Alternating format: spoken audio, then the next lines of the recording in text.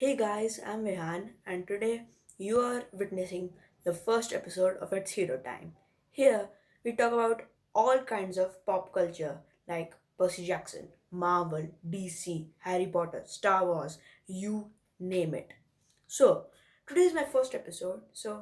Today I want to talk about my favorite book series, Percy Jackson. So, for those of you who may not know, Percy Jackson is a book series written by the American author Rick Riordan. It follows the life of a 12-year-old boy by the name of Percy Jackson. It shows that the Greek gods are still alive and kicking in the modern world. Percy doesn't believe in these myths until one day he realizes that the son of one of them. He is the son of Poseidon, the god of the sea. So, this is the journey of how all throughout his life he faces monsters, gods, and other primordial deities to save the world. But the Percy Jackson series has five books. The first one is The Lightning Thief, the second one is The Sea of Monsters, the third one is The Titan's Curse, the fourth one is The Battle of the Labyrinth, and the fifth one is The Last Olympian. Now, this is an incredible series, and Rick Riordan has done an excellent job writing them. What he has done more interesting is how he has been able to combine ancient Greek mythology and the modern world, and he has intertwined them together. What he has also done is included Roman, Norse, and Egyptian mythology in and incorporated in all in the same universe. So they're all present on one planet. So, for example, like I told you, Percy Jackson is about the Greek gods. Um, the Heroes of Olympus, which is basically a follow up to the Percy Jackson series, is about the Greek and Roman gods. After that, we have the Kane Chronicles, which follows the Egyptian gods. Then we have Magnus Chase, which follows the Norse gods like Thor, Odin. So he has done an incredible job, and it's if you ask me, it's the one of the best book series ever written. So, what I really wanted to talk about today is not about Percy Jackson, but about the follow up series, the Roman mythology one, the Heroes of Olympus. So, it's basically a year or so after the Percy Jackson series, and it follows the adventures of not just Percy, the whole variety of demigods. So, you see, in the Percy Jackson series, Percy is the subject of a prophecy that was prophesied about 70 years ago. It said that a child of the eldest Greek gods, the big three, the brothers Zeus, Poseidon, and Hades, the demigod child of these three gods, any one of them, will make a choice that will end the world. This caused the three brothers to make a pact that forbade them from siring any more children, because whenever they sire children, they tended to cause big problems. For take World War II for instance. In Riordan's world, World War II was the fight of Zeus and Poseidon's son on one side and the children of Hades on the other. After the war was over, they made the oath, like I mentioned before, and the oath was broken only thrice. Once when Poseidon sired Percy, the hero of the story, and second when Zeus sired Thalia, his daughter, and third when Zeus or Jupiter, because Zeus was in the Roman form, we'll get to that later, when Jupiter sired Jason Grace, who was the brother of Thalia. So you might be thinking that they're half siblings, but they are not. What Zeus did was he sired Thalia and he sired Jason, and both of them had the same mother and father. It is quite rare. Most demigod siblings, well, they're half siblings, but it's a very rare case when demigod siblings have both the same parents. So, yeah, that's a bit interesting. So, the Heroes of Olympus is basically revolves around another prophecy, another great prophecy, which again the fate of the world depends on. So it goes like this: seven half bloods shall answer the call. To storm or fire, the world must fall. An oath to keep with the final breath, and foes bearer to the doors of death. So, as you just heard, this is the new great prophecy. Of course, this has been covered in the books, it's all over now. But what I wanted to discuss was the number 7. So, it said 7 heroes shall answer the call, which means that there are 7 heroes who are going to be involved in this series. Of course, I have read all of them, so I know what's going to happen. But still, I'll keep it surprising for you because, boy, there will be a lot of twists. So, for those of you who might not have read the series, this is your warning. This is spoiler alert. So, maybe first read the books and then come back here.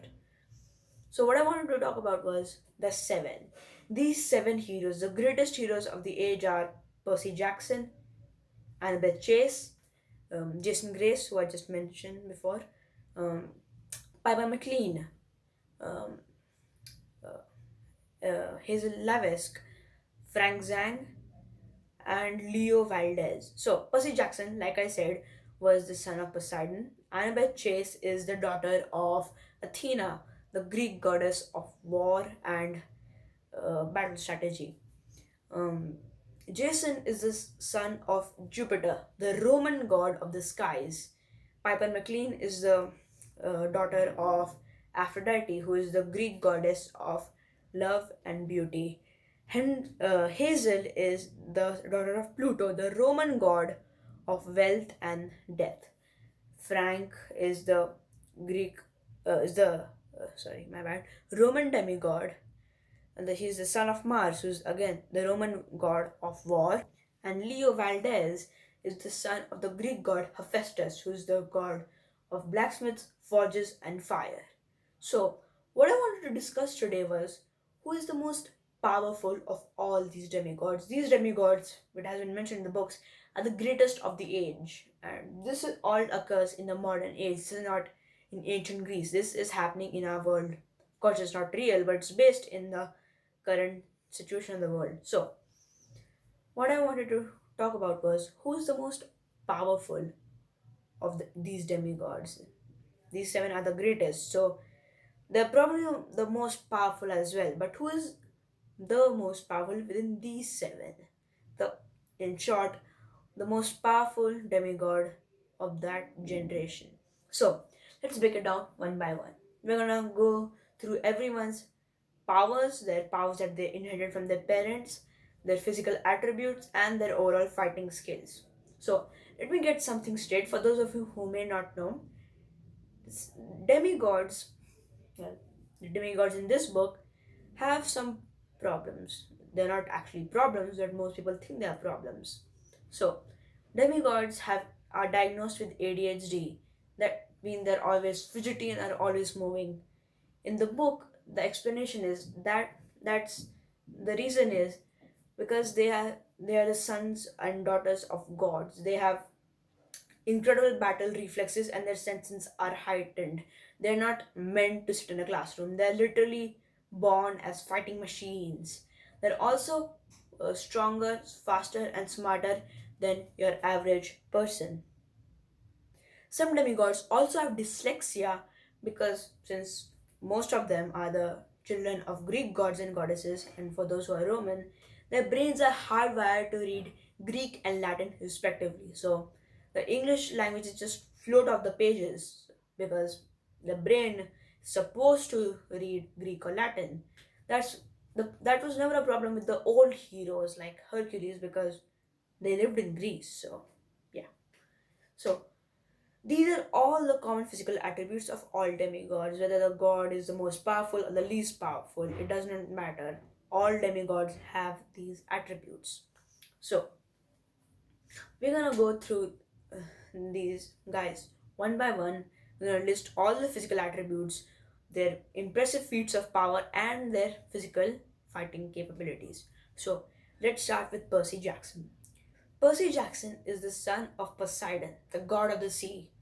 So that naturally gives him some control over water. Like he can make structures out of water, he can cause it to rise, make tidal waves, he can calm the oceans or make them uh, blow up in a fit of rage.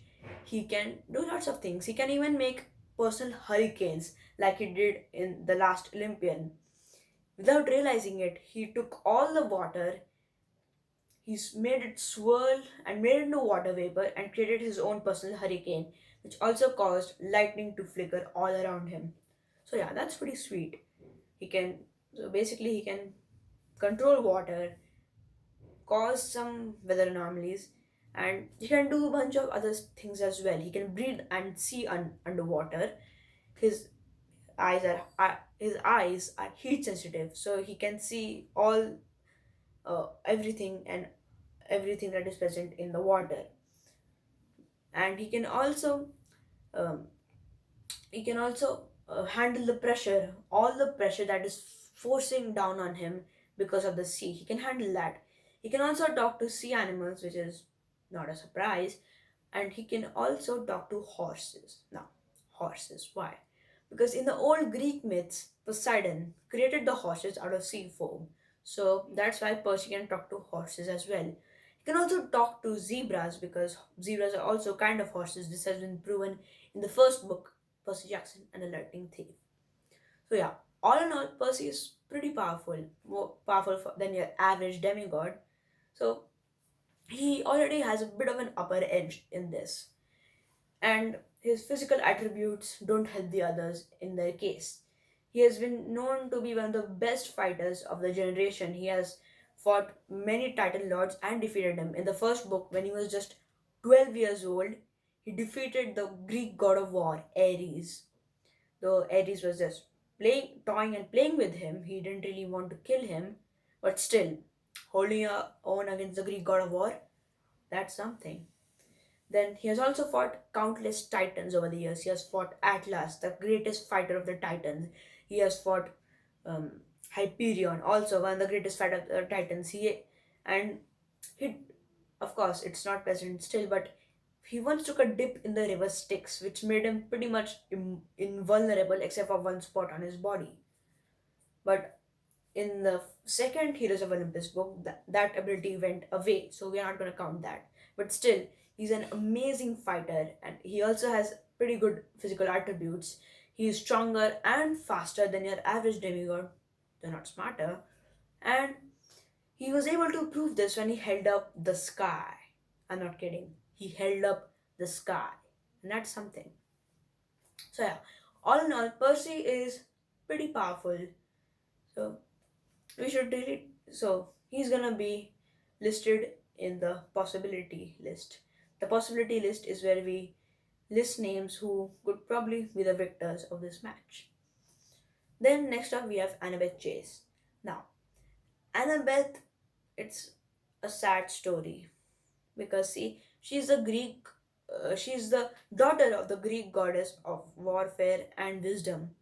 So Ares, the Greek god of war, represents the violent and bloodthirsty aspect of war, violence, pillaging, blood, bloodthirst, all that violent stuff. Athena, on the other hand, represents strategic warfare. So she's all about the brains, he's all about the power. So she she's the daughter of the Greek goddess of war. So naturally, she's pretty smart. She's into things like architecture and building stuff. So that also increases her knowledge, and she also has the ability to learn how to use weapons. So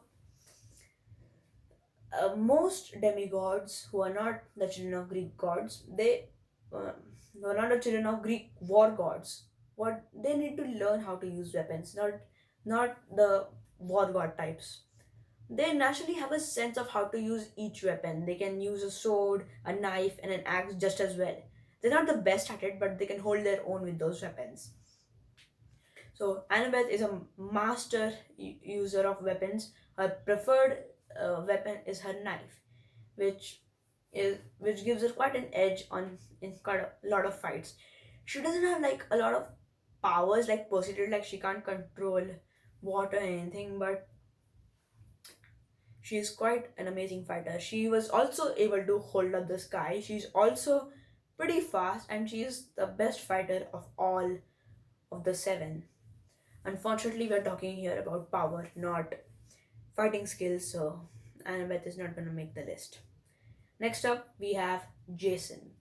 Now, Jason is the son of Jupiter, the Roman god of the sky. So, I told you in the beginning of the video that I differentiate between the Greek gods and the Roman gods. So, in the beginning, in the beginning of the books, we only thought there were Greek gods alive, but Rick Riordan expanded on that and told us that the Greek gods and Roman gods are same.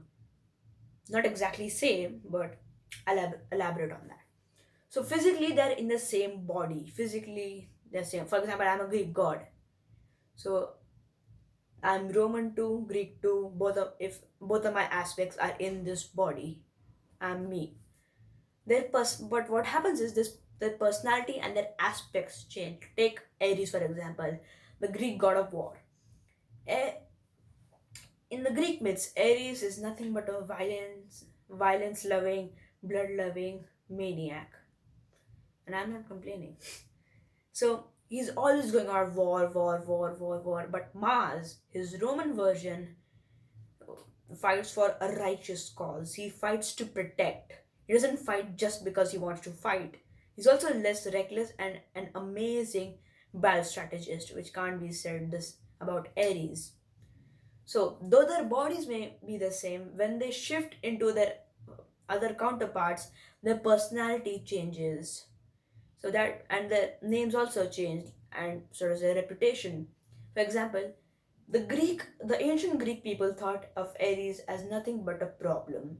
Even his own father Zeus hated him. Mars, on the other hand, was the pride of Rome. People loved calling themselves the sons of Mars, even though they weren't. You see, the myth is um, Mars had children with a woman, and the children were Remus and Romulus, who would go on and found Rome.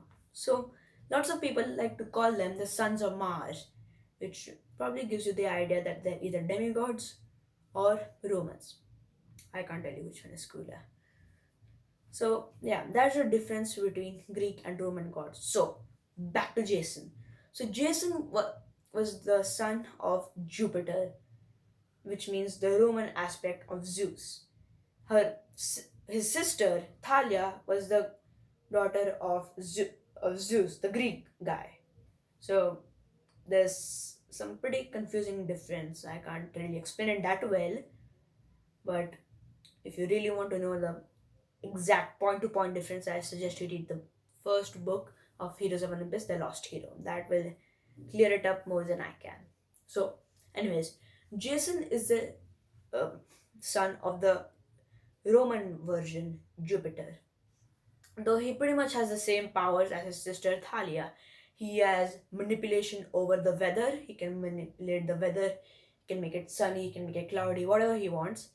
He can cause lightning to crack. And so, is that what he's saying? Crack? Like lightning to crack. Yeah, I think so. He can cause lightning to strike. My bad. Strike. He can cause lightning to strike, though he can't do it lots of times. He can only do it once or twice in a battle. You know, he also needs sometimes cooperation from above to make lightning strike. Lightning strike. So, anyways, he can also control the air, like literal air. He can make the winds blow. He can make them calm.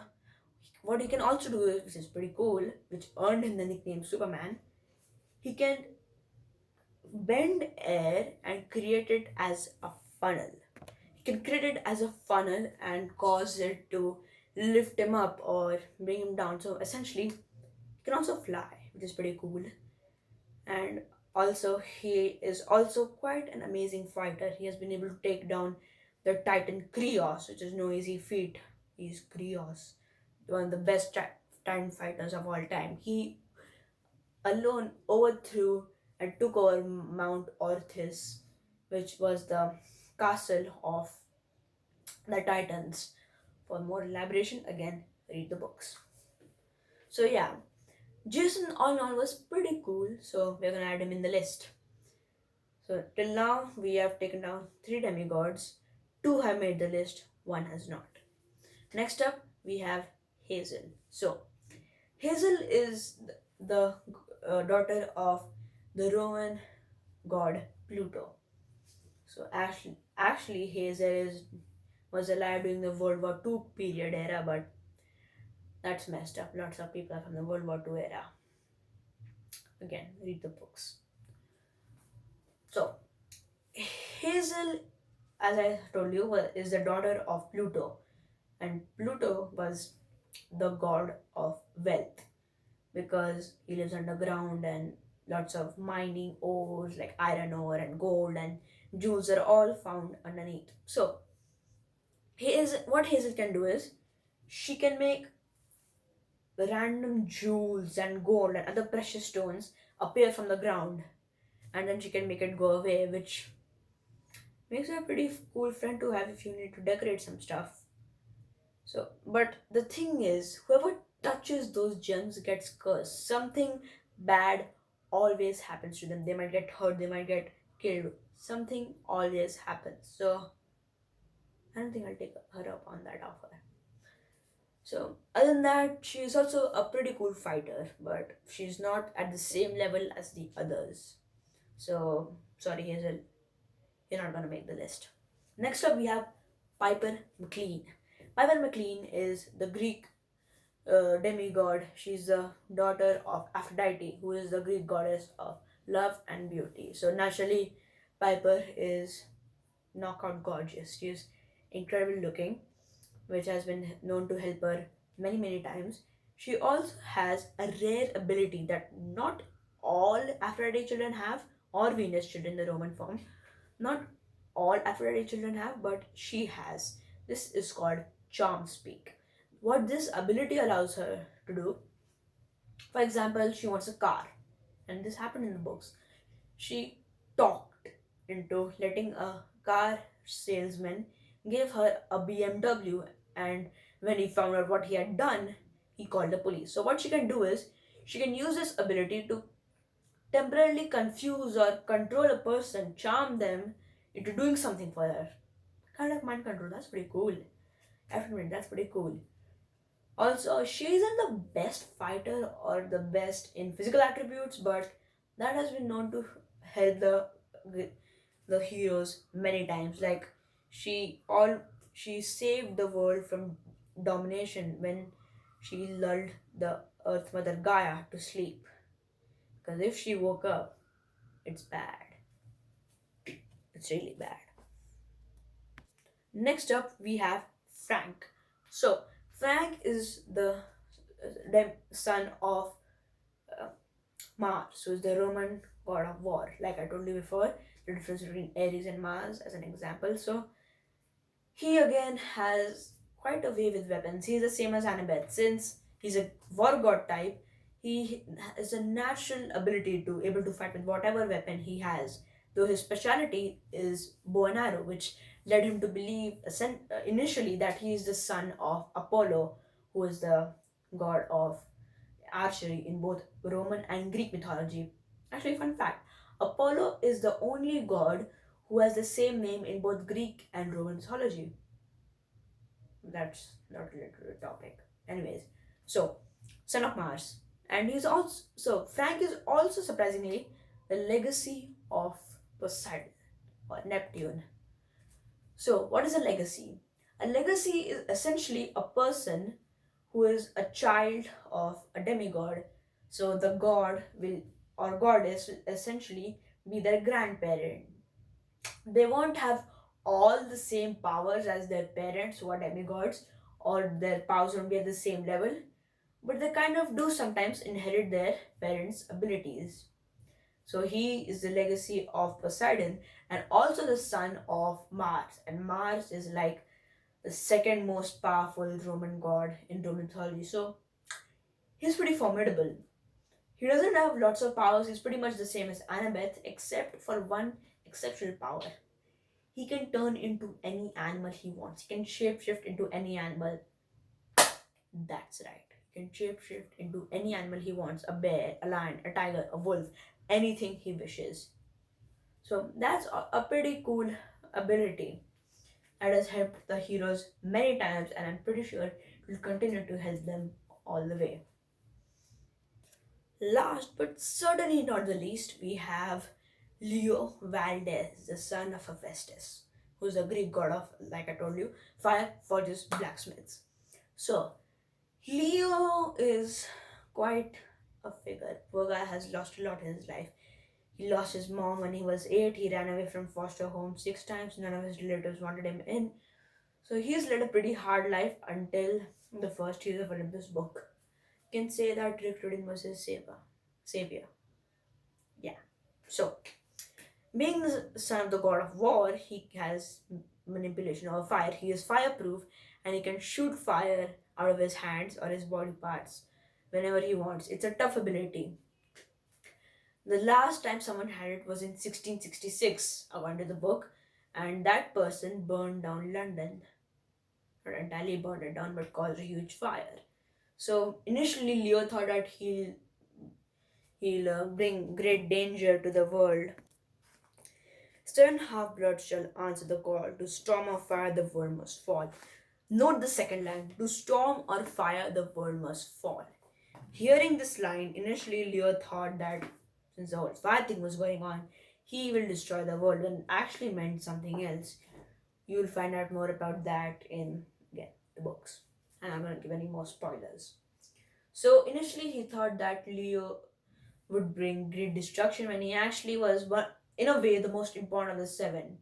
Keep in mind, all the seven were in some way the most important. Percy was important in a different way. Annabeth was important in a different way. Everyone was the most important in a different way. Leo's job was he brought everyone together.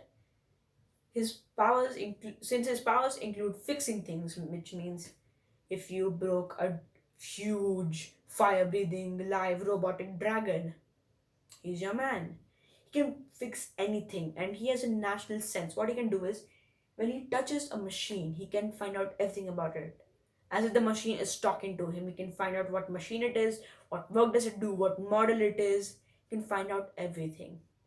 He's also able to learn how to operate it, and he can also modify it. Like once he alone, when he was 16 years old, he built an entire flying dragon. Actually, he repaired it, but still, impressive feat. What he also did was he took a toy soldier and he made it in a remote control and killed a bunch of cyclopses. So Leo is quite dangerous, if you ask me. Leo is pretty much one of the most powerful demigods of them all. So we're gonna add him to the list. So till now we have added Jason, Percy, Leo, and Frank to the list. So who is gonna win? Who? I personally think it's gonna be Percy because he clearly has the upper advantage. His powers are more than any others. Turning into animals, not so impressive compared to the other three. Setting things on fire, again, not so impressive. And water can douse fire, so yeah. Now, the real match is again between Jason and Percy. These guys are like counterparts. They're always been there's always been always has been and always will be competition between these two because these guys are like the main characters of the respective series. So Jason has incredible powers, but Percy also kind of has the same powers. I mean, he can summon lightning and he doesn't pass out after that, so that's a win. So I'm guess that's why I think that Percy Jackson is the most powerful. Guys, I hope you like this video. If you liked it, please subscribe and share it to other guys. That really helps me out. And if you have any problems, any at all, please write them down in the comment section so I can always improve on that. Also, this was made on 20th of April 2020 during the coronavirus lockdown. Guys, there's nothing we can really do except try to stop the spread of this virus. It's pretty easy. All we have to do is stay at home, go out as little as possible, help as much as we can, donate as much as we can, and just stay clean, stay safe. I know that it may seem hopeless that we are all doomed, but It's not that where there's life, there's always hope. Together, we can do this. Thanks for watching.